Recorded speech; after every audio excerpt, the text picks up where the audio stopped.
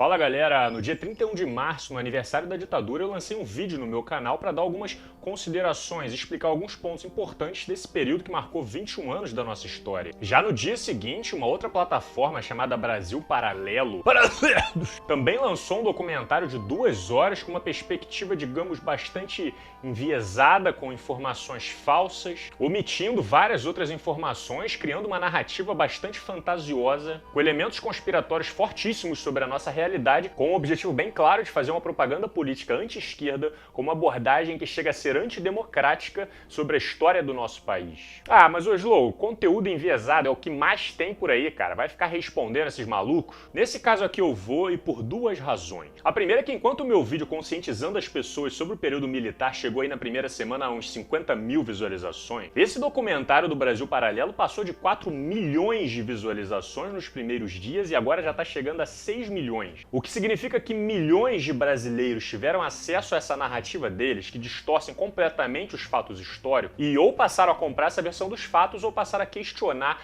a história acadêmica que é contada nas salas de aula pelos professores e nas universidades. Ah, tá vendo? Agora nós sabemos da verdade. Nossos professores estão mentindo para a gente. Ou seja, se a gente não falar sobre isso, esse documentário pode gerar um impacto na educação de uma geração inteira que hoje já considera muito mais relevante e confiável o que está sendo dito na internet do que nas salas de aula. E a segunda razão é que o Brasil Paralelo, por mais que eles não oficializem isso, é um canal audiovisual das ideias do Olavo de Carvalho. Esse, para quem não sabe, tem sido considerado o guru intelectual de uma nova frente de uma direita ignorante, sendo responsável por orientar a visão de mundo do nosso atual governo. O Bolsonaro estava com o livro do Olavo na mesa no seu discurso de posse, e toda essa lógica de é uma ameaça comunista, é o marxismo cultural, vamos fazer um governo sem ideologia, tem a ver com a visão de mundo que o Olavo passa para os seus seguidores. Para vocês terem noção da gravidade da situação, o ministro das Relações Exteriores, assim como o ministro da Educação, vários membros do MEC foram indicações diretas do Olavo de Carvalho, aprovadas pelo presidente, que também se considera um seguidor das suas ideias. Por isso é extremamente importante que a gente faça uma análise desse documentário hoje,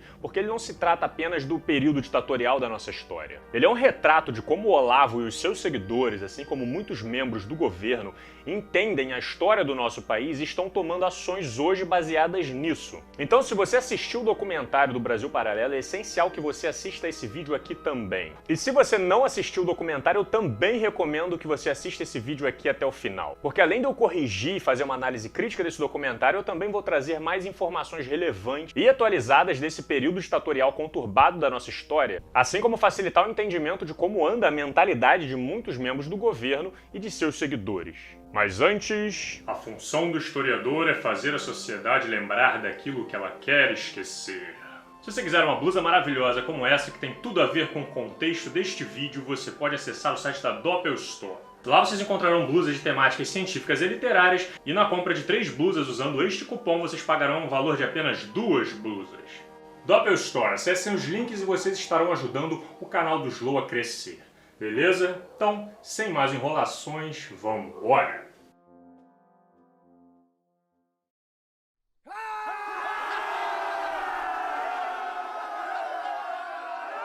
Antes de tudo, é importante que vocês tenham em mente que esse documentário não é o que ele se propõe a ser. Eles tentam te passar a ideia de que o documentário é um material sério, investigativo, histórico, que revela uma suposta verdade escondida dos brasileiros, mas na real não passa de uma narrativa baseada em fatos reais, com o objetivo bem claro de fazer uma propaganda política e de reconstruir a nossa história com um viés que eu diria quase religioso. Ó Pai, nos proteja desses comunistas que estão em todos os lugares. Vocês devem interpretar esse documentário não como um episódio da nossa história, mas como um programa de entretenimento que passaria na televisão junto ao sucesso dos alienígenas do passado, Zeitgeist, a busca pelas sereias. E esse tipo de material de entretenimento, né, que na minha opinião, ao invés de informar as pessoas, faz elas emburrecerem. E se você não concorda comigo, me dá uns minutinhos para te explicar algumas coisas. É muito interessante que esse documentário começa com um suposto relato de uma pessoa que tentou passar ele na USP, né, que é uma das melhores universidades do Brasil. Mas eles não teriam deixado fechado. E ao invés deles concluírem que o material era conspiratório e pouco bem fundamentado e por isso ele não era adequado para ser passado no meio acadêmico, eles preferem acreditar que existe um complô da classe acadêmica que quer esconder uma suposta verdade da população. Meu Deus, cara, você viu que fizeram um documentário sobre a verdade da nossa história? Alerta vermelho, ó, os alunos não podem ver isso, temos que manter este segredo. Como se existisse um grande esforço das instituições para esconder um segredo do povo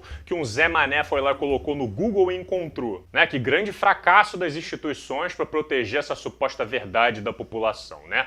Mas vamos lá. O documentário começa com uma contextualização histórica da primeira metade do século XX. Eles mencionam a Revolução Comunista, o desenvolvimento da União Soviética, a Segunda Guerra Mundial, a Guerra Fria. E só nesse começo já fica extremamente claro o viés que o documentário adota, utilizando uma visão dicotômica, maniqueísta, separando a realidade entre o bem e o mal. A União Soviética é representada como se fosse um monstro pelo planeta, se alastrando e contaminando tudo que ela encosta. Enquanto os Estados Unidos são representados como os detentores da liberdade, né, baseado nos valores cristãos, quase uma santificação nacional. A minha continência, a bandeira americana! A gente percebe claramente a tendenciosidade do documentário quando eles afirmam, por exemplo, que os Estados Unidos foi a força imprescindível que derrotou o nazismo. Galera, os Estados Unidos teve uma participação importante na guerra, sim, mas é incontestável que quem segurou o grosso dos exércitos nazistas foi a União Soviética. Pra vocês terem uma ideia, 80% das batalhas que aconteceram durante a Segunda Guerra Mundial aconteceram no Frente Leste,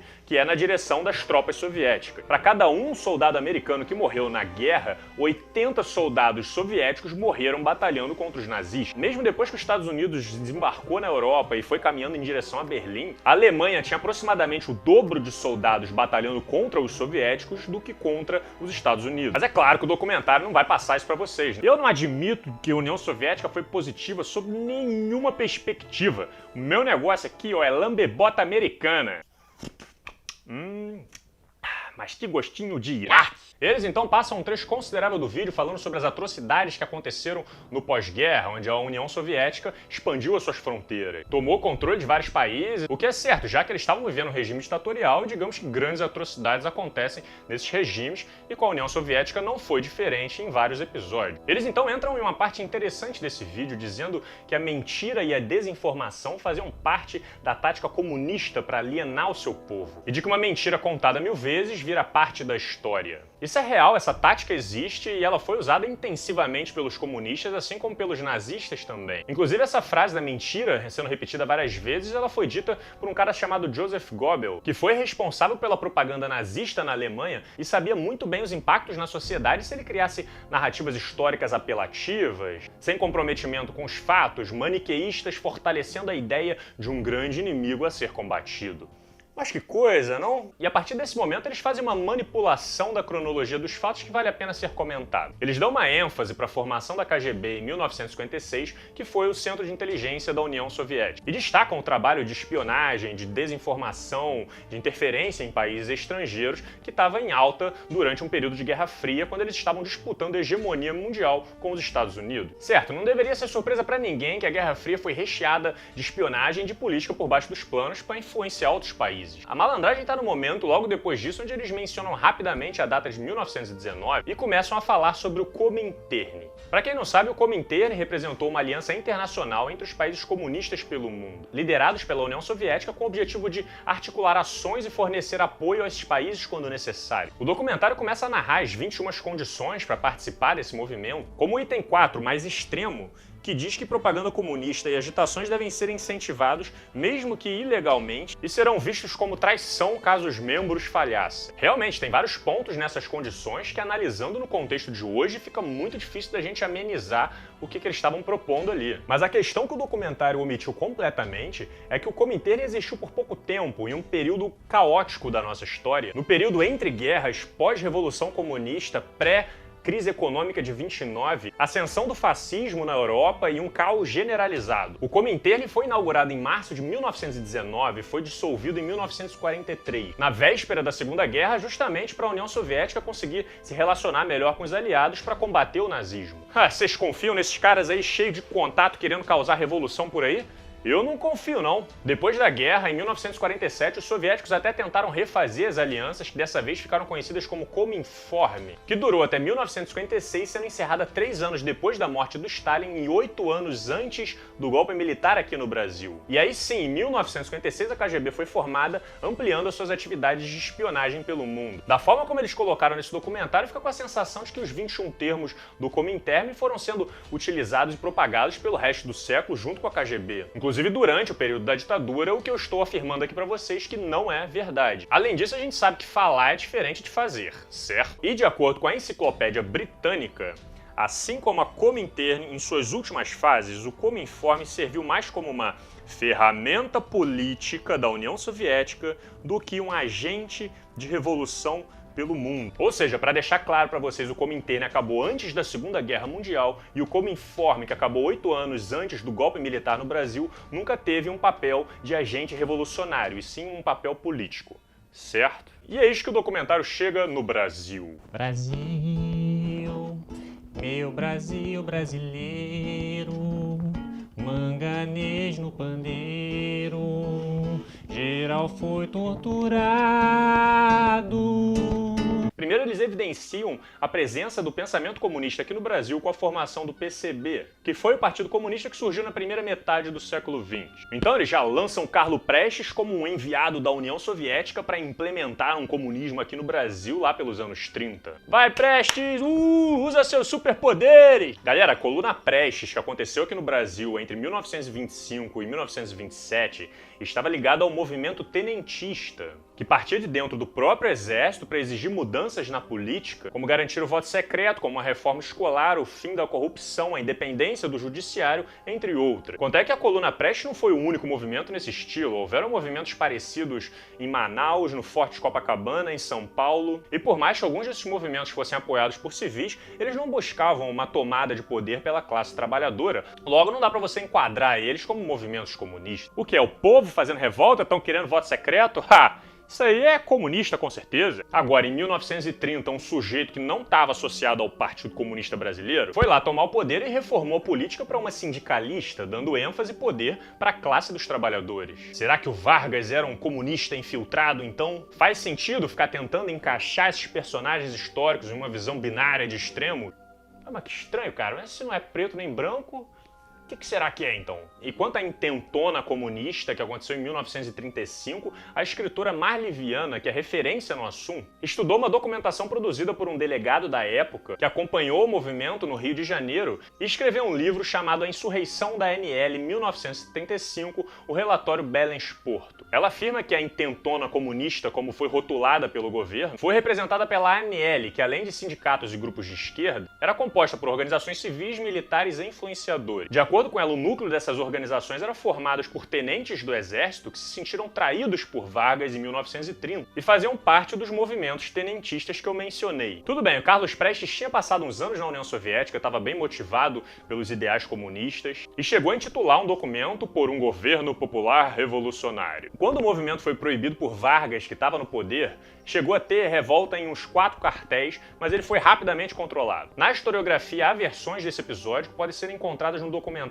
1935, Um Assalto ao Poder. E o documentário demonstra que esse movimento não representou nenhuma grande ameaça ao Brasil e ele foi contido em muito pouco tempo. Quanto é que o próprio nome que rotularam o movimento como intentona comunista, ou intentona significa irracional, louco, despreparado. Mas que bagunça é essa que tá acontecendo aí, ó? Vamos chamar essa balbúrdia toda aí, essas reivindicações, tudo de comunista? Porque assim ninguém vai reclamar. De acordo com a escritora, não era uma tentativa de golpe comunista, mas um movimento de viés de esquerda, pró-reforma agrária e contra o autoritarismo e fascismo, que não só era real, como Getúlio já estava lá flertando com a Alemanha nazista e por pouco não colocou o Brasil no lado errado da história. Uma verdadeira ameaça comunista naquele período não só era completamente ilusória, como o próprio governo teve que forjar um documento para convencer as pessoas de que essa ameaça era real. Como eu já expliquei 2 vezes aqui no canal, esse evento ficou conhecido como Plano Cohen, com os militares inventando que existia uma ameaça comunista no Brasil, legitimando o golpe de Getúlio Vargas em 1937, que durou 10 anos da nossa história.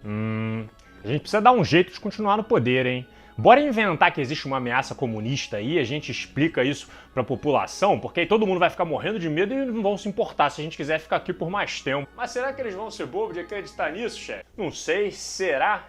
Para vocês verem o teor conspiratório do documentário, eles passam um tempo considerável para explicar que o Juscelino Kubitschek estava em contato com os comunistas e estaria participando do plano Comintern. Eu já comentei que tinha sido dissolvido antes da guerra, e a construção da cidade de Brasília no Distrito Federal e a transferência da capital para lá faria parte de um plano comunista. Eles só esquecem o detalhe de que o artigo 3 da Constituição Federal de 1891 diz o seguinte: fica pertencendo à União, no Planalto Central da República, uma zona de 14.400 km², que será oportunamente demarcada para nela estabelecer-se a futura capital federal. Ou seja, já estava decidido que iam construir uma cidade ali antes da Revolução Comunista na Rússia. Mas vamos acreditar que os comunistas estavam por trás de tudo, porque assim a história fica mais emocionante, né? E a Laszlo levantou a bola, levantou!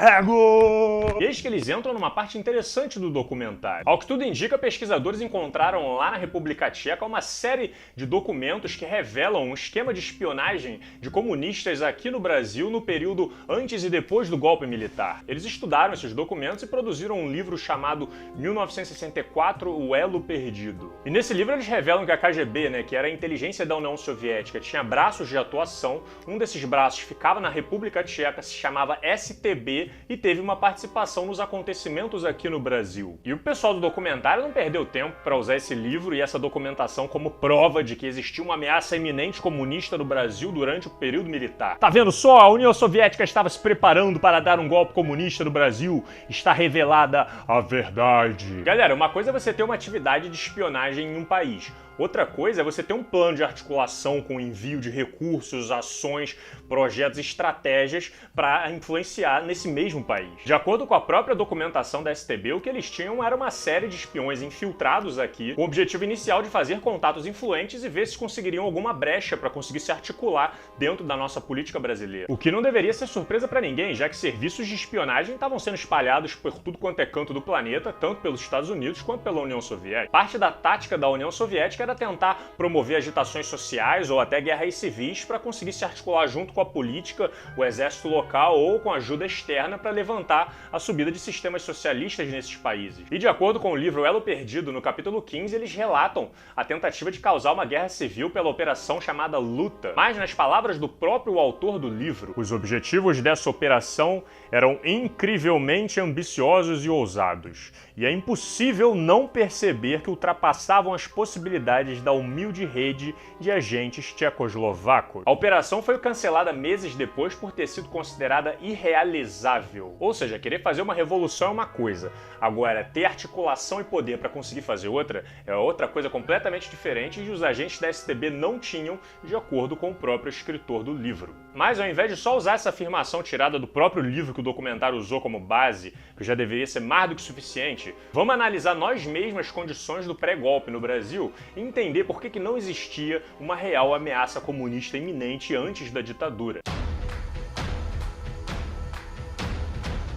Dar um golpe de Estado no Brasil não é uma tarefa simples que qualquer marmanjo com uma gangue armada pega e faz. Pelo menos não deveria ser. Para fazer isso, você precisa ou corromper parte do Congresso, ou ter apoio de parte significativa do Exército, ou de um exército paramilitar. Se tiver apoio e financiamento externo de alguma potência estrangeira, melhor ainda, e de preferência mais de uma dessas opções anteriores. O que a gente tinha no cenário pré-golpe era o Jânio como presidente, que chegou a condecorar o Che Guevara no objetivo de estreitar suas relações do Brasil com Cuba, que inclusive era de interesse da Igreja Católica, que pediu para que Jânio criasse uma diplomacia para evitar o fuzilamento de 20 padres que estavam no paredão e do bispo de Havana. Deixa esses padres serem fuzilados mesmo. A gente o que não pode é ficar conversando com comunistas.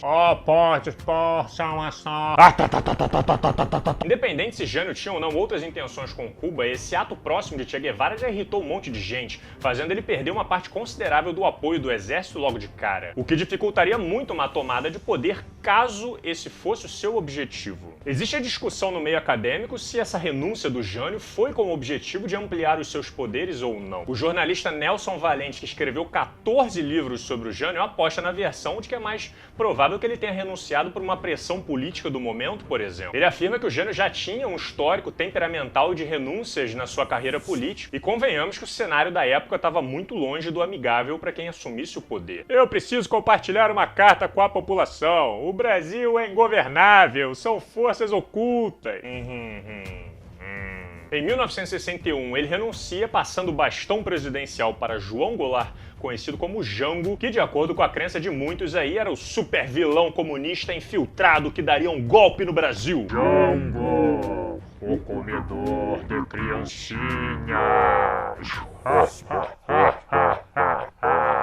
E galera, a partir desse momento, entre 1961 e 1964, a gente entrou em um período de crise política intensa no Brasil. O ano oficial onde o golpe foi decretado foi em 64, mas por muito pouco já não aconteceu em 1961 e nos anos seguintes, e vale a pena comentar um pouco sobre esse período com vocês. Quando um presidente renuncia, a Constituição é bem clara ao afirmar que o próximo que vai assumir o cargo é o vice. Certo? Mas assim que o Jânio renunciou, os 3 ministros militares da Guerra, da Marinha e da Aeronáutica decidiram que o Jango, que era o seu vice, não poderia assumir por ser esquerdista e por comprometer a segurança nacional. Não, vamos acabar com essa palhaçada aí, porque esses políticos que o povo escolhe não estão agradando a gente não. Vamos acabar com isso daí. Ah, quer governar pra quem? Pô, tá achando que tá governando pra quem? Pras pessoas? Ah, aí não dá, né? O Brizola, que era governador do Rio Grande do Sul e próximo do Jango, percebeu que tinha um processo de golpe em andamento, começou uma série de protestos e conseguiu até apoio do comandante do Terceiro Exército, que acabou formando a cadeia da legalidade, que, como o nome sugere, eram militares e políticos que estavam se posicionando a favor da legalidade, que a Constituição fosse respeitada e o Jango pudesse assumir a presidência como prevista por lei. Agora, pra vocês terem noção de como a coisa estava feia, cara, o Brizola se trancou na sede do Executivo do Rio Grande do Sul, conhecido como Palácio Piratini, para poder continuar com os seus protestos. E hoje, graças à documentação liberada muito tempo depois, a gente sabe que os militares tinham dado a ordem para executar um bombardeio aéreo utilizando 16 aviões do exército no Palácio Piratini para matar todo mundo. Isso só não aconteceu graças a próprios membros militares que se recusaram a aceitar essas ordens, salvando a vida de várias pessoas inocentes, e foram vários deles depois perseguidos e executados pelos seus oficiais assim que o golpe de 64 aconteceu. Como assim vocês vão se recusar a entrar num avião do exército e bombardear um prédio do governo cheio de gente dentro? O que é que tem de errado nisso? Vai me dizer que vocês são comunistas também? Como eu expliquei neste meu vídeo aqui, o Jango sabia que as coisas estavam feias em Brasília e por isso, quando ele estava voltando de sua viagem para tentar assumir o cargo, ele foi direto para o Rio Grande do Sul para se proteger com o Brizola. E os ministros fizeram um acordo então de que o Jango só poderia assumir o poder se eles mudassem o formato de governo de um presidencialismo para um parlamentarismo. Fizeram uma emenda constitucional para viabilizar o processo, porque assim o Jango governaria, mas com seus poderes reduzidos. E mesmo depois que o acordo tinha sido estabelecido, os oficiais da aeronáutica deram a ordem para executar a Operação Mosquito, que nada mais era do que pegar um caça e abater o avião do Jango enquanto ele estivesse a caminho de Brasília. Ó, presta atenção, pegar um caça e abater o avião que transporta uns funcionários e o presidente da República por direito. Novamente, alguns militares heroicamente se recusaram a executar a operação, evitando outra possível tragédia na nossa história, e foram perseguidos, torturados, muito provavelmente assassinados pelos seus superiores quando o golpe aconteceu depois de 64. Vocês não aprendem mesmo, hein? Vocês não estão aqui para questionar não, meu amigo. Vocês estão aqui para obedecer ordens. E nesse momento, a ordem sou eu. Mas vamos lá, será que o Jango era mesmo um comunista com intenções de dar um golpe no Brasil? Por que os ministros militares e o setor conservador queria tanto tirar o Jango a qualquer custo ao ponto de encomendar assassinatos para ele? O primeiro ponto, como vocês sabem, é que o Jango era um político de esquerda voltado para tensões sociais. Ele chegou a ser ministro do Getúlio e por isso tinha já uma boa comunicação com os sindicatos dos trabalhadores. E digamos que sindicatos e líderes empresariais nem sempre têm uma relação muito saudável. Como a gente sabe, o grosso do dinheiro nunca tá do lado dos trabalhadores e a corda sempre estoura do lado mais fraco. Que direito trabalhista o quê? Esquece isso. A gente tem que facilitar a vida do empresário, coitado. Assim todo mundo sai ganhando. O segundo fator foram as chamadas reformas de base que ele tentou promover. Essas eram um conjunto de medidas de reformas bancárias, fiscais, urbanas, agrárias, administrativas, universitárias. Entre elas estava fornecer o direito de voto aos analfabetos ou as patentes subalternas das Forças Armadas, como marinheiros e sargentos que não tinham direito ao voto, assim como uma maior participação do Estado na economia e o controle dos investimentos externos do país. E galera, a gente pode até discutir aqui numa boa se essas reformas seriam boas ou não para o país, se eram razoáveis ou não, inclusive essa era a função do parlamento da época de discutir. Agora, não dá para legitimar uma tentativa de assassinato do presidente do Brasil e um golpe de Estado porque essas medidas não agradaram uma parte da elite brasileira. Mas entre todas essas medidas é que acendeu o sinal vermelho foi a tentativa de fazer uma reforma agrária no Brasil. Para quem não sabe, em 1862, o presidente Abraham Lincoln decretou a chamada Lei de Povoamento, que nada mais era do que liberar tudo quanto fosse terra ao oeste dos Estados Unidos e vender a preço de banana para quem quisesse ir lá produzir e cuidar dessas terras. Óbvio que deu um monte de problema com os nativos da região, gerou um monte de guerra com os índios que viviam naqueles locais, foi feito de forma bastante irresponsável, mas analisando pelo ponto de vista de distribuição de terra, funcionou muito bem. Assim como exemplos do Taiwan, da Coreia do Sul e do Japão, que realizaram políticas muito eficientes de redistribuição das suas terras. Sabe quando que o Brasil fez algo parecido na sua história? Nunca! Desde o período colonial, Brasil Império, as terras pertencem a poucas famílias e grande parte delas estão abandonadas. As leis que surgiram com o tempo foram para favorecer ainda mais esses donos de terra, aumentando ainda mais a desigualdade na distribuição que convenhamos que é ridícula até hoje no Brasil. Isso não é só uma questão de dar terras às pobres pessoas que necessitam, não. É uma questão de planejamento de desenvolvimento nacional. Se a gente faz uma reforma e consegue distribuir essas terras ociosas que não são utilizadas e nem são poucas, para pessoas que vão trabalhar para torná-las produtivas, o país inteiro sai ganhando. Mas ouse tocar nas terras dos grandes proprietários poderosos no Brasil e vê se rapidinho você já não vira uma legítima ameaça comunista contra o pobre povo brasileiro que nem tem terra para plantar. Ouse tocar nas minhas terras ociosas que eu te transformo num comunista e boto os cachorros para caçar. O terceiro fator era a política externa que o Jango buscava para o Brasil. Em um período auge da Guerra Fria, as duas grandes potências, Estados Unidos e União Soviética, estavam se esforçando ao máximo para aproximar e alinhar os outros países dos seus interesses. Mas no meio dessa polarização, tiveram vários países que buscaram a chamada política externa independente, que, como o nome sugere, buscava a independência e o direito de criar os seus próprios vínculos de comércio, seja o país capitalista ou comunista. O quê? Vocês querem me dizer que eu sou obrigado a escolher um lado, então? Quer saber? Fica vocês brigando aí, porque eu não nasci colado com ninguém, não. E foi isso que o Jango foi fazer, criar laços não só com países do bloco capitalista, mas com países do bloco comunista também. Como a China, por exemplo, que não por acaso hoje é a segunda maior economia do mundo, colocando medo nos Estados Unidos, e representa o maior parceiro comercial do Brasil, sendo responsável por botar muita grana aqui dentro desde que essa relação começou. Mas naquela época, se você fosse se relacionar com a China, na cabeça de muita gente, e na cabeça desse documentário doido também, a única possibilidade que existe é que você, na verdade, estava planando para tornar o Brasil comunista. A história é muito simples, cara. Ou ele queria dar um golpe comunista no Brasil,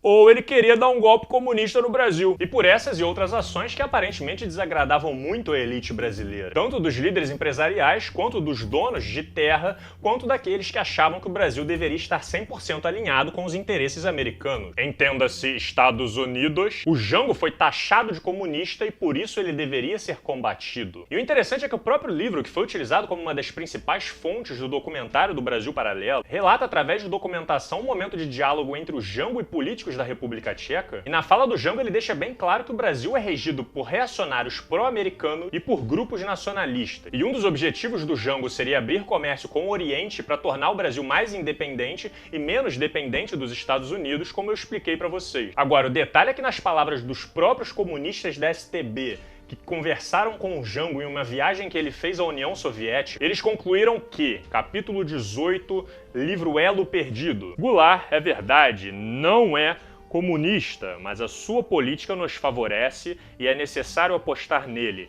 uma corrente anti-americana na política brasileira seria uma boa oportunidade para nós. Ou seja, são os próprios comunistas conversando entre eles e afirmando que o Jango não era um comunista. Assim como um outro relatório considerado como ultra-secreto, entregue à mais alta autoridade da STB na República Tcheca, resume alguns dos motivos do Brasil ter levado um golpe. E entre alguns pontos, como a incapacidade do Goulart de levar as coisas até o fim, um deles vale a pena ler aqui com vocês. A base da falência da esquerda foi a sua falta de organização. Não se podia sequer falar em derrota, pois a derrota pressupõe uma luta, e no Brasil houve somente uma tomada pacífica de poder pela direita. O regime de Goulart garantia liberdade para os dois lados, e a esquerda, PCB, UNE, CGT, Frente Parlamentar Nacionalista, Ligas Camponesas e Brizola, que tinha possibilidade de se organizar e tinha um apoio silencioso do governo, brigava entre si pelo posto de liderança em vez de fazer um trabalho efetivo de organização. Ou seja, existiam movimentos de esquerda no Brasil, óbvio, mas não existia nenhuma organização interna que possibilitasse qualquer tipo de ameaça de golpe para o nosso país. E galera, eu não estou dizendo aqui que a esquerda era inocente, não. Claro que existiam pessoas aqui que estavam interessadas em dar um golpe comunista no Brasil. Teve gente que foi para a China fazer treinamento de guerrilha, teve gente que foi para Cuba fazer treinamento de guerrilha e mais tarde vieram integrar aqui a guerrilha do Caparaó e do Araguaia. Eu vou até recomendar aqui o livro O Apoio de Cuba à Luta Armada no Brasil, da Denise Hollenberg, que retrata essas guerrilhas com seriedade, sem ficções, beleza? O que tem que estar claro para vocês é que não existia uma organização, uma articulação que representasse qualquer ameaça séria para o país que não pudesse ser resolvido num sistema democrático. E aí, estão todos prontos para fazer a revolução? Ah, pô, seria legal, né? Mas só tem a gente aqui? Não, tem mais gente espalhada por aí. É só a gente acreditar que vai. Sei. Vamos lá então. Quanto é que o Julião, que foi um dos principais líderes da Liga dos Camponeses e foi citado no documentário como um dos grandes vilões comunistas, chegou a se recusar a fazer alianças com o Jango para evitar perder a autonomia do seu grupo para outras questões políticas e poder continuar focado na luta pelos direitos do povo do campo. Ou seja, talvez o Brasil até fosse um país com um potencial interessante para tentar fazer uma revolução comunista. A União Soviética estava de olho com espiões infiltrados e alguns planos de atuação para aproveitar oportunidades que surgissem. Mas de acordo com os próprios soviéticos, os comunistas no Brasil eram desorganizados, não tinham plano de atuação, não tinham articulação e tampouco liderança para fazer qualquer tomada de poder por aqui. Mas em relação à ala conservadora e militar, meu amigo, esses aí estavam muito bem organizados, assessorados e prontos para aproveitar a primeira oportunidade que surgisse para tomar o poder. Eu tive uma ideia brilhante, para proteger o Brasil de uma ameaça ilusória de golpe, a gente pega e dá um golpe. O que vocês acham? É uma boa ideia, não é? É uma boa ideia. Faz sentido, não faz? Faz sentido. E agora pra vocês verem o nível de desonestidade do documentário, o Edo Olavo de Carvalho, né, que é uma das principais pessoas por trás dessa narrativa, eles dizem que essa ideia de que os Estados Unidos teve uma participação aqui no golpe do Brasil é uma completa ficção. Isso nunca aconteceu, isso foi uma história inventada pela União Soviética para poder abalar a credibilidade dos Estados Unidos na América Latina. Ou seja, pro Olavo e pro documentário que corroborou a sua visão, os Estados Unidos não tiveram participação nenhuma nos acontecimentos por aqui. Bom, a gente sabe hoje que a União Soviética desenvolveu um centro de desinformação espalhando mentira para tudo quanto é canto, como eu cheguei a explicar neste meu vídeo aqui. E parte dessas mentiras aparentemente era envolvendo os Estados Unidos e a interferência deles nas democracias pelas Américas. Mas galera, olha só, eu vou deixar aqui na descrição do vídeo o site público dos Arquivos de Segurança Nacional dos Estados Unidos, onde eles disponibilizam uma lista de documentos da própria agência de inteligência americana revelando a participação que eles tiveram nos bastidores dos acontecimentos do golpe de 64 aqui no Brasil. Os caras indiscutivelmente estavam se articulando e dando apoio para tirar o Jango do poder. Os documentos e gravações de áudio da CIA revelam que o presidente Kennedy tinha o objetivo de desestabilizar o governo Jango e criar um clima no Brasil para que pudesse acontecer o golpe. E a razão disso, nas palavras dele, é que o Jango deveria parar de brincar de ultra-radical anti-americano por ter buscado abrir comércio e diplomacia com países que os Estados Unidos consideravam seus rivais. E essa declaração está de acordo com a documentação da STB que eu mostrei para vocês, onde ambos, tanto a União Soviética quanto os Estados Unidos, não viam o Jango como um comunista, mas como um nacionalista com um suposto perfil anti-americano. E essa foi uma das razões dele cair. Eles assumem que querem fortalecer os laços e o poder dos militares no Brasil e que se o Jango não se alinhasse com os interesses dos Estados Unidos, eles iriam preparar o cenário mais promissor possível para sua substituição por um regime mais favorável. E eles não ficaram só na troca de cartas, não. Enquanto a União Soviética chegou a se infiltrar e instalar um jornal nacionalista no Brasil pela Operação Lavina, que não teve nenhum impacto significativo, os Estados Unidos injetaram rios de dinheiro para impactar a nossa política. Diz Jango acha que he can tratar a gente deste jeito? Como se não fôssemos os donos dele. Quero dizer, seus aliados. Let's show them what happens quando se brinca com far. Pra quem não sabe, há não muito tempo o governo brasileiro abriu uma CPI para investigar momentos de grande compra do nosso Congresso na nossa história. Além do caso do mensalão em 2005 no governo Lula, aconteceu algo bem parecido no período pré-golpe militar no Brasil. Em 1959 foi criado o IBED, o Instituto Brasileiro de Ação Democrática por um norte-americano para combater o comunismo no Brasil. O problema é que o IBED, na verdade, serviu para injetar milhões de dólares em veículos de imprensa como o jornal A Noite e o TV Rio para desestabilizar a política por aqui. Assim como implementar elementos de campanha política pró-americana e anticomunistas em filmes, novelas e rádios para serem disponibilizadas para a população. Eu vejo comunistas a todo momento. Além disso, eles também financiaram ilegalmente as campanhas de vários deputados para defenderem os interesses americanos no nosso Congresso. Vamos saudar a bandeira americana! O valor que foi investido é discutido até hoje. O embaixador americano da época, Lincoln Gordon, chegou a assumir que foram investidos nos valores atualizados de 2013 cerca de 87 milhões de reais. O agente da CIA, Philip Ade, chegou a falar nos valores de 350 milhões de reais. Entrou tanta grana aqui dentro por causa dos americanos que eles chegaram a comprar cerca de 130 deputados, representando quase 1/3 do nosso Congresso inteiro. Foi tanta gente corrompida nesse período por esse esquema que decidiram que não valia a pena fazer nada, porque senão ia ter que prender todo mundo e a política do país ia desabar completamente. Vamos lá, galera, se todo mundo comete crime ao mesmo tempo e conta até 3 junto, ele deixa de ser crime. E eles não ficaram só na desestabilização cultural e corrupção de políticos brasileiros, não. Em 1964, quando o momento do golpe se aproximava, o embaixador americano Gordon chegou a sugerir para os Estados Unidos que eles enviassem um carregamento de armas para o Brasil para serem usados por grupos paramilitares em casos de necessidade. E para essas armas não serem rastreadas, elas iriam chegar sendo transportadas por um submarino que chegaria de noite em alguns portos específicos do estado de São Paulo. Assim como na operação que ficou conhecida como Brother Sun, eles chegaram a autorizar o envio de 100 toneladas de armas e munições, navios petroleiros com a capacidade de 130 mil barris de combustíveis, uma esquadrilha de aviões de caça, um navio transportando 50 helicópteros carregados com tripulação, 6 destroyers e um SS Forrestal, o maior porta-avião sob domínio americano da época, estariam todos na costa brasileira, esperando o sinal para entrar em atividade caso houvesse resistência ao golpe de 64 por Jango.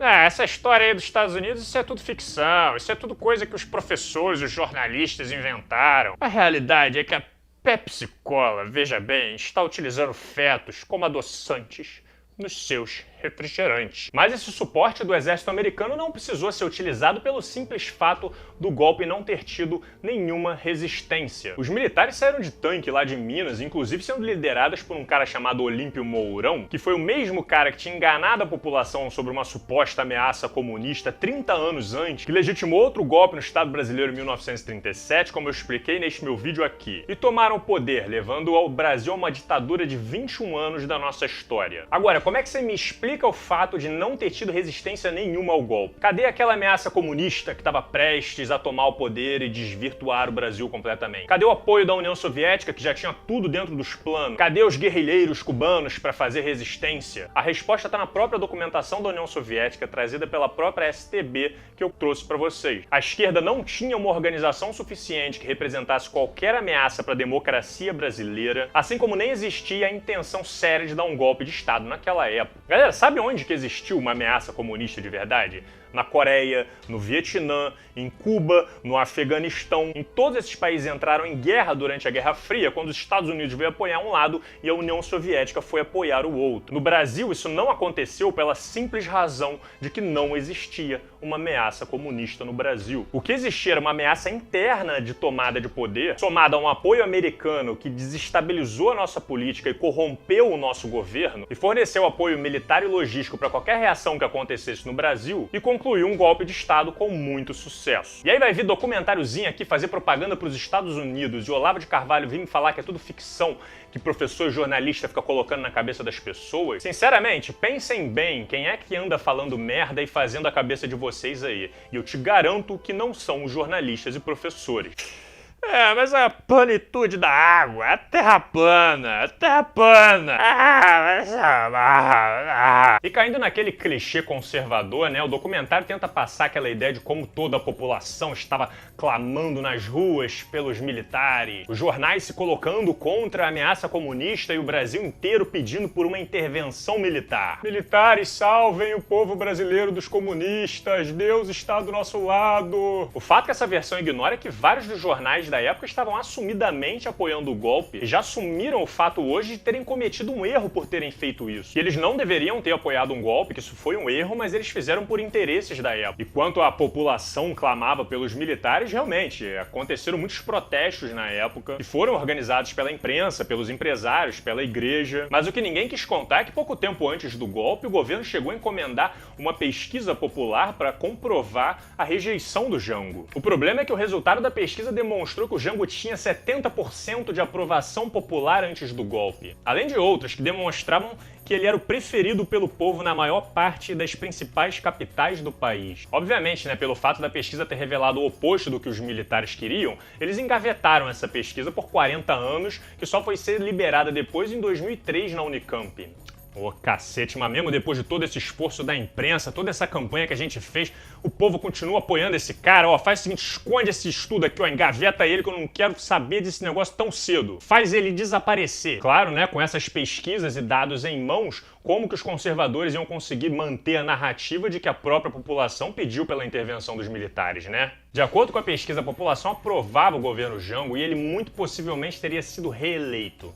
Mas não foi. Acabou que o Brasil tomou um golpe de Estado movido por interesses de empresários, donos de terra, líderes religiosos, interesses internacionais que deu origem a uma ditadura de 21 anos na nossa história. E isso tá tão claro, cara, que nem o documentário do Brasil Paralelo negou esse fato. Quem nega isso é ignorante no mesmo nível do nosso Chancellor, né, que foi indicado pelo Olavo de Carvalho, ou até do nosso presidente, né, porque a gente anda muito bem representado ultimamente. Mas de uma forma bem sutil, o documentário aborda os atos ditatoriais que aconteceram nos anos seguintes de uma forma tão relativizada que a gente chega a quase que ficar com pena dos militares. Ó, teve tortura e perseguição sim, tá? A gente não tá negando isso, mas a gente tem que entender o lado dos militares. Eles só estavam fazendo isso como uma resposta ao ataque dos terríveis comunistas, né, que estavam querendo tomar o poder. Foi errado, a gente não tá negando isso, mas eles só estavam fazendo isso para tentar proteger o povo. A gente tem que entender o lado deles. Ou seja, eles reforçam essa versão tosca de que o governo só usou força contra a população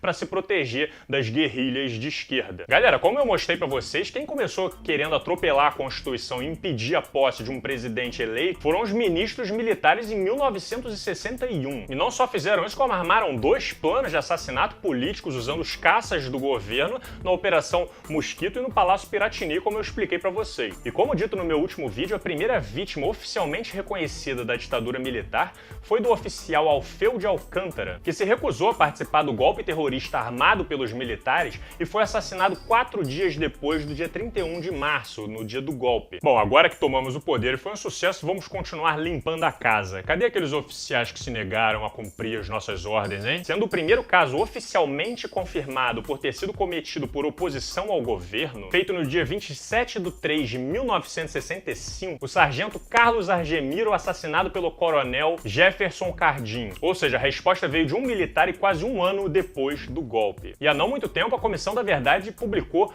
um levantamento sobre as denúncias e casos de torturas do Estado que já estavam em funcionamento antes do AI-5. E nesse gráfico aqui a gente vê que foram registrados no total pelo menos 384 denúncias de tortura, sendo 148 delas só no primeiro ano da ditadura. E entre os anos iniciais, entre 64 e 65, já haviam centros de tortura espalhados por vários estados brasileiros, sendo 16 deles espalhados pelo Rio de Janeiro, isso em 1965, 3 anos antes do AI-5. Não, foi a esquerda que começou, a opressão veio como resposta. Tá, mas e esse monte de centro de tortura funcionando aí, cara? Ah, não, isso aí é tudo ficção, cara, mas é bom não chegar muito perto não, porque vai que vira realidade.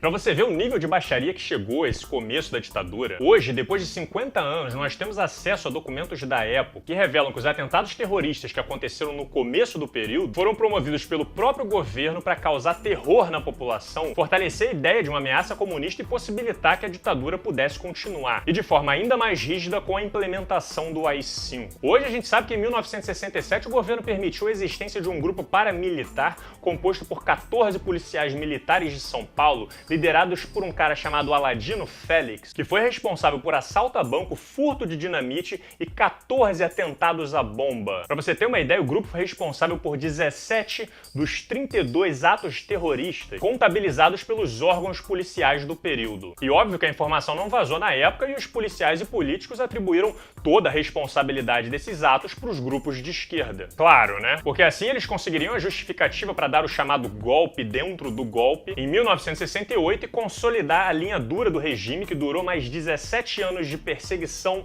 tortura e censura na nossa história. Bora, explode umas bombas por aí, cria um caos generalizado, porque assim ninguém vai reclamar se a gente continuar usando o Estado para dar uma surra em todo mundo. Quanto ao número de mortos e perseguidos na ditadura, que é comum dizerem que foram poucos e por isso foi uma dita branda que matou poucas pessoas, isso é mentira. 434 é um número de desaparecimentos e assassinatos políticos que aconteceram no período. Se for analisar o número total de pessoas de forma geral que morreram ou foram perseguidas, até hoje a gente não sabe dizer direito quantas foram. Mas a gente sabe, por exemplo, que o índice de criminalidade no Brasil disparou nesse período, levando a gente ao índice de epidemia de violência pela primeira vez na nossa história, que levou à morte por armas de fogo de aproximadamente 10 mil pessoas nesse período. A gente sabe, por exemplo, que a ditadura perseguiu cerca de 6.500 soldados do exército, que se manifestaram contra a ditadura e foram vários perseguidos e mortos pelas suas autoridades. A gente sabe, por exemplo, da ausência de regras para proteger os povos indígenas, levando ao que pode ser chamado de genocídio indígena, com a morte de pelo menos 8.350 indígenas nesse período. A gente também sabe, por exemplo, da perseguição de professores, alguns apenas por terem em casa livros considerados comunistas, que depois teriam sido queimados em praças públicas. E de acordo com o relatório do Programa Nacional de Direitos Humanos no Brasil, é estimado que cerca de 20 mil brasileiros foram submetidos a processos de tortura durante o período militar. Meu Deus, mas que caminhão de gente é esse chegando aqui? Ah, esses aí são os comunistas atrevidos se colocando contra o sistema. Ih, não, mas aqui não vai ter vaga não, aqui os porões já estão todos ocupados. Leva aqui pra esse prédio aqui do lado, porque o que não falta é sede de tortura por aí pra vocês poderem levar esse pessoal. Então, galera, não tem essa de que os militares estavam protegendo o povo brasileiro, não. O clima de guerrilha existiu, tiveram casos de pessoas pegando em armas pra se opor ao governo, mas isso nunca, em hipótese alguma, pode justificar ou amenizar o número de perseguidos, presos, torturados e mortos gerados pelo próprio governo que estava atuando contra a própria população. Galera, se o governo se aparelha com dinheiro público para perseguir o próprio povo, quem é que vai proteger o povo? O comportamento do Brasil durante a ditadura militar se enquadra como crimes contra os direitos humanos. E não há justificativa em embasamento histórico que chegue próximo de justificar o que aconteceu. Não tem essa de os dois lados equilibrados da história, não. A ditadura militar no Brasil se voltou contra a população e o que não falta são documentos oficiais para corroborar isso. Vai isso, bate mais nele, porque eu sei que ainda tá faltando informação. E é isso que a gente entra na etapa final do documentário. Depois deles passarem 1h30 desumanizando comunistas, fazendo uma narrativa totalmente preta e branca, tentando te convencer de que a ditadura não foi tão ruim assim pra nossa história e até um pouco necessária.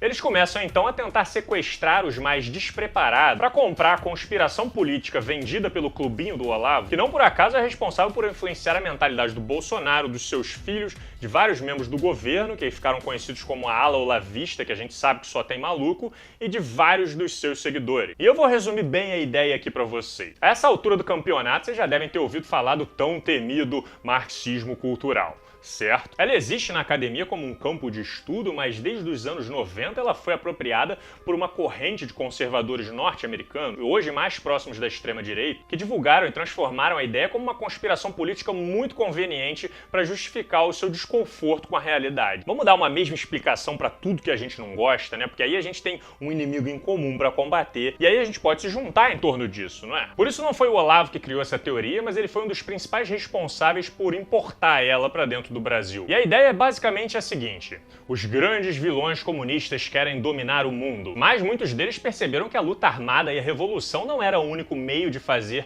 essa conquista, que existiam formas ainda mais eficientes de fazer ela. Se os comunistas começassem a se infiltrar na cultura de um povo, se apropriando dos meios de comunicação, dos colégios, das universidades, das manifestações artísticas, eles um dia conseguiriam concluir o seu objetivo de implementar um comunismo sem precisar pegar em armas, e o pobre povo ocidental cristão seria, com o tempo, dominado pelos comunistas, perdendo esta batalha. E aí eles pegam nomes como Antônio Gramsci, intelectuais da escola de Frankfurt, que estudavam a questão do marxismo e a influência cultural nos povos, e criam a narrativa de que eles elaboraram um plano para ser implementado no Ocidente, começando pelos Estados Unidos, e que chegou no Brasil em um período bem próximo da ditadura militar. É isso!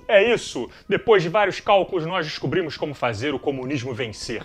Vamos colocar os nossos planos em prática no mundo todo. Eles acreditam que depois que os militares tomaram poder e desceram cacete na população, que eles erroneamente generalizam chamando todos de comunistas, a esquerda teria visto como uma única opção dominar os jornais, as universidades, os centros culturais de forma geral, para chegar na política, representados por partidos de esquerda, e transformar o Brasil aos poucos em uma nação comunista. Bom, infelizmente a gente sabe que a educação no Brasil não é boa, que uma parte considerável da população é fanática religiosa, que acredita em Adão e Eva até hoje. Em 2017, o Brasil ficou em segundo lugar no ranking internacional de ignorância sobre a própria realidade. Então vale aí uma autocrítica sobre o quão fácil o povo brasileiro cai em conspirações baratas, principalmente se elas forem convenientes para disfarçar nossos problemas, né? Galera, vocês acham que uma teoria simples como essa pode ser capaz de explicar tudo isso daí? Um grupinho de intelectuais tiveram boas ideias teóricas e todo o desenrolar dos fatos e das relações culturais do século passado do Ocidente foram por causa dessas ideias. Tem noção de quantos grupinhos de intelectuais têm espalhados pelo mundo, analisando milhares de teorias, elaborando explicações, acertando, errando, tentando? Vocês acham que é fácil alterar o núcleo cultural de um país seguindo uma espécie de plano? É isso, tem algo de errado na cultura. Vamos alterar isso daqui assim, a gente altera isso aqui um pouco assim, e aí pronto, assim o mundo vai começar a ser do jeito que a gente planejou e vai dar tudo certo. Isso é o que governos autoritários tentam fazer, e como mostra a história, na maior parte das vezes o fracasso é inevitável. Galera, sociedade e cultura são assuntos extremamente complexos e são regidos por infinitas variáveis que servem de base de estudo para milhares de intelectuais pelo mundo. Não existe um plano central de atuação que atua pelas bases, pelos pilares democráticos, seguindo um protocolo para alterar a cultura de um país seguindo princípios marxistas. Entender o mundo dessa forma, além de ser uma visão extremamente simplista, te leva a conclusões totalmente enviesadas sobre a realidade, como por acaso é muito comum de ver nos seguidores do Olavo. Ah, sabe que eu andei fazendo uns cursos do Olavo e do Brasil Paralelo e comunista. E sabe qual que é o problema dessa história, cara? Essas pessoas que pregam esse tal de marxismo cultural, elas não respeitam nenhuma definição concreta e certa do que seria o marxismo cultural. Eles dizem que está em todos os lugares, mas quem é que decide o que ele é? Quais os seus elementos? Como identificar? Quais os seus limites? Ou melhor, o que não é marxismo cultural? Não existem definições a serem respeitadas, o que existe é um feeling. Tô olhando bem, isso aí é coisa de comunista. Mas se a gente observar os principais alvos dessa frente de extrema-direita, a gente percebe o que eles, de forma geral, entendem como marxismo cultural. É, por exemplo, a comunidade LGBT, que busca garantir respeito aos homossexuais e trans que foram historicamente marginalizados pela Igreja Católica, as feministas que estão há mais de um século lutando por direitos e para que as mulheres sejam respeitadas como deveriam na nossa sociedade, as políticas de racismo que buscam reduzir os efeitos negativos gerados pela estrutura escravista que nossos ancestrais desenvolveram, as universidades que servem como centro de pensamento livre, debates, estudo, que aparentemente amedronta muito conservador por aí, que sabe o poder de transformação, de questionamento, de quebra de paradigma que a educação traz para as pessoas. E os jornalistas que estão fazendo o papel de criticar o governo, que sempre fizeram, mas como dessa vez o presidente é o queridinho desse pessoal aí, então a única justificativa é que todos eles são comunistas. Isso é só para dar alguns exemplos, né? Porque se deixar, eles são infinitos, já que aparentemente até Nova York virou comunista para algumas pessoas. Para eles, se você se preocupa com questões como machismo, homofobia e racismo, é porque provavelmente você já está contaminado por esse tal de marxismo cultural. Eu não sou machista não, eu sou a vagabunda, e nem racista, seu preto safado, e também não sou homofóbico não, seu viadinho. Vocês é que são marxistas culturais. Pra vocês verem um exemplo de como que essa visão é tosca, o documentário narra essa mudança cultural como parte de um plano comunista, mas eles parecem ignorar completamente o fato, por exemplo, do mundo ter acabado de presenciar 2 guerras mundiais. Bora, galera, chegou a hora, vamos todo mundo pro campo de batalha pra se matar. Sendo que uma delas foi norteada principalmente por uma nação que começou a acreditar fielmente que existia uma raça humana que fosse superior a outras, e é claro que essa raça ia ser a deles, né? Imagina. Agora pensa em um modelo de uma nação hierárquica, militarizada até o talo, que tem nojo das diferenças entre as pessoas e desenvolveu uma estrutura gigantesca determinada exclusivamente a exterminar uma parte da própria população porque eles não seriam puros o suficiente. Os caras estavam fazendo experimentos científicos para tentar encontrar embasamento que justificasse o preconceito e o racismo que existia naquele período. É o mundo inteiro entrando na onda da hierarquia e da militarização, mandando os homens para se matar em campo de batalha, Guerra Fria, ditaduras militares surgindo na América Latina inteira e perseguindo a própria população. Porra, chega, né, cara? O mínimo que você poderia esperar de uma população que passou por tudo isso é que eles buscassem mudanças. É óbvio que depois da Segunda Guerra Mundial, vários intelectuais começaram a rever essas filosofias separatistas, racistas, e começaram a buscar um novo caminho que fosse em direção à redução desse preconceito, mais respeito às diversas etnias, às diversas culturas, aos direitos humanos. Ô, galera, ó que maluquice ficar criando rótulo para as pessoas e ficar tratando elas desse jeito. Nós somos todos iguais, nós somos todos humanos, nós temos direitos humanos. É óbvio que as forças intelectuais iam fazer de tudo nos anos seguintes para impedir que a sociedade se tornasse novamente racista e super preconceituosa como ela era. E essa reação ocorreu em vários setores da sociedade. As bandas de blues, o rock and roll, o punk, muitas vezes com composições voltadas para criticar o sistema em que a gente estava vivendo, assim como em vários outros estilos e manifestações artísticas. O próprio movimento hippie dos anos 60, pregando paz e amor, começa como um antagonista ao caos vivido pelas gerações anteriores. O feminismo, por exemplo, se fortalece muito depois que as mulheres começam a ocupar os cargos de trabalho na sociedade, porque as cidades estavam parando, já que parte significativa dos homens tinham sido mandados para morrer em campo de batalha nessas guerras. Assim como o avanço da tecnologia, que desenvolveu métodos contraceptivos muito eficientes, trazendo ainda mais independência para as mulheres. Se você analisar a história, você vai ver que é normal ocorrer eventos de contracultura, principalmente depois de períodos conturbados como o que nós vivemos no século passado. É importante lembrar também que as guerras do século XX foram responsáveis por um pico de imigração absurda pelo mundo. O que teve de gente mudando de país porque ficou com medo de ficar perto demais do problema, ou porque não tinham mais nenhuma opção e por isso foram tentar a vida em um país completamente diferente, não foi pouca não. E esse fenômeno migratório intensificou ainda mais o processo de globalização, fazendo com que as nações ficassem cada vez mais diversificadas culturalmente. Além do avanço na tecnologia de rádio, televisão, cinema e internet mais recentemente, que conectaram culturas antes muito distantes, e do aprimoramento dos meios de transporte, como os aviões, que intensificaram o processo migratório e, consequentemente, a troca cultural entre esses países, entre infinitas outras variáveis que foram responsáveis por tornar o mundo como ele é hoje. Você quer entender por que as coisas são como são? Bem-vindo ao time. É exatamente por isso que tem milhões de pessoas pelo mundo inteiro dedicando a sua vida toda a estudar a sociedade para ver se consegue contribuir pelo menos um pouco com o quebra-cabeça que é a complexidade da nossa sociedade. E aí vem essa turminha me dizer que toda essa troca cultural, orgânica, presente no amadurecimento de uma sociedade que sofreu com seu passado, na verdade é de responsabilidade de um suposto plano de dominação comunista que quase dominou o Brasil. Sinceramente, não me surpreende as pessoas acreditarem nisso, né? Porque As pessoas acreditam em qualquer coisa, né? Eu não acredito em qualquer coisa, não. Eu só não tenho o menor critério sobre o que eu vou acreditar. O que me surpreende é ver pessoas assumindo cargos de extrema importância no nosso país que acreditam nessas coisas. É o ministro das Relações Exteriores, indicado pelo Olavo, fazendo reunião no Congresso para discutir a nova ordem mundial. É o ministro da Educação, também indicado pelo Olavo, falando que as universidades são dominadas pelos comunistas. É o próprio presidente e a sua família se elegendo sobre a promessa de combater o marxismo cultural. Galera, fala sério, vocês entendem como que essas narrativas podem trazer problemas sérios para nossa sociedade? E sinceramente, essa galera fica falando na volta dos bons costumes e restaurar a moral cristã,